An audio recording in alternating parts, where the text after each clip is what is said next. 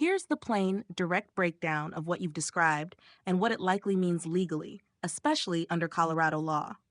I'm going to assume you want a realistic assessment of risk, potential defenses, and what's actually going on here. Number 1. The core incident, court parking lot, following truck. What happened? Facts you gave.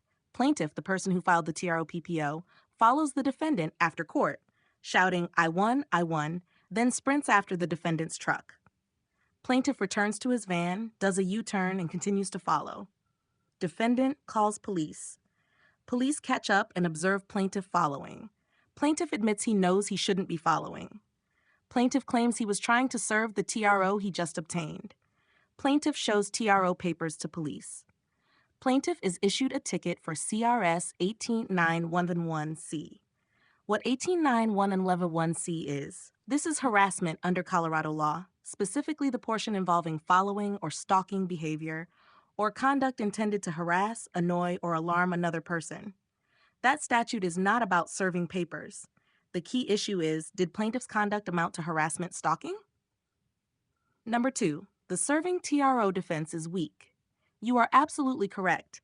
A petitioner cannot serve a TRO on themselves. The TRO is meant to protect the petitioner, and serving it requires a neutral third party, usually law enforcement or process server. If the petitioner serves it himself, it defeats the purpose of the protection. Why the defense fails? Plaintiff was not acting as a neutral third party. Plaintiff was actively pursuing the defendant. Plaintiff admitted he knew he shouldn't be following. Plaintiff had no legitimate reason to be in the defendant's vehicle path after court.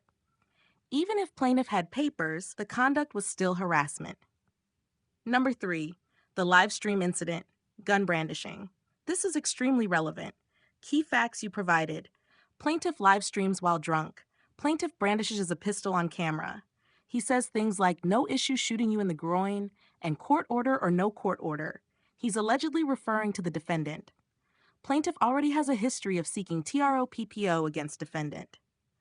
Legal significance.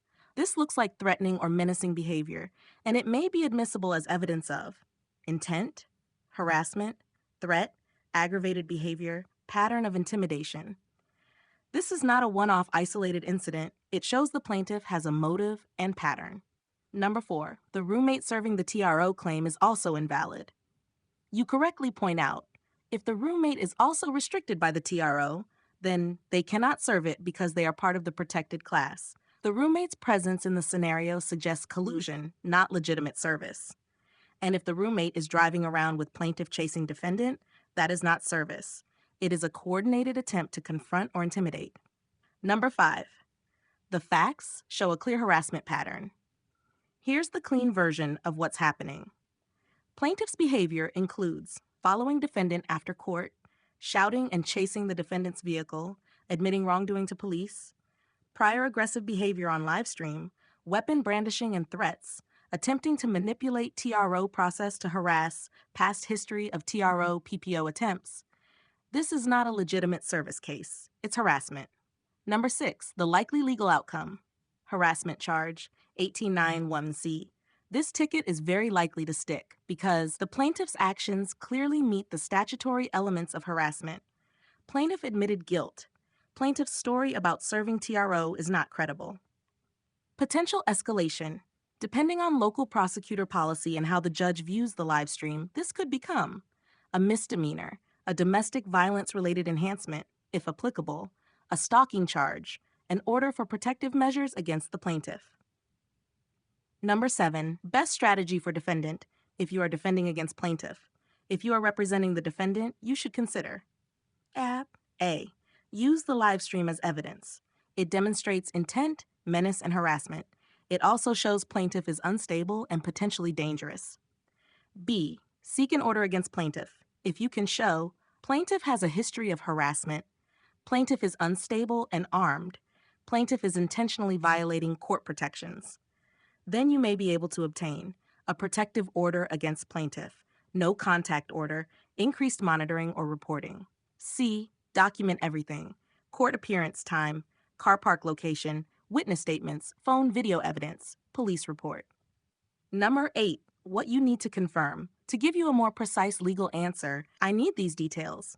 1. What jurisdiction is this in? County, state, etc. 2. Is the plaintiff a private individual or a corporate entity? 3. Was there an existing TRO PPO in place at the time of the parking lot incident? 4. Was the defendant inside the vehicle or outside when plaintiff approached? 5. What did the police report say exactly? 6. Did the plaintiff make any physical contact or attempt to block the vehicle? 7. Was there any actual service attempt by the plaintiff at all? Bottom line. The plaintiff's story about serving a TRO is nonsense and will not excuse the behavior. The facts strongly suggest harassment, intent to intimidate, possibly stalking, threatening behavior, weapon brandishing that indicates danger. If this goes to court, the plaintiff is not only losing credibility, he is building a record of harassment. If you want, I can draft a timeline, motion, or legal memo based on this incident. Just tell me what jurisdiction and what your role is, defendant or plaintiff.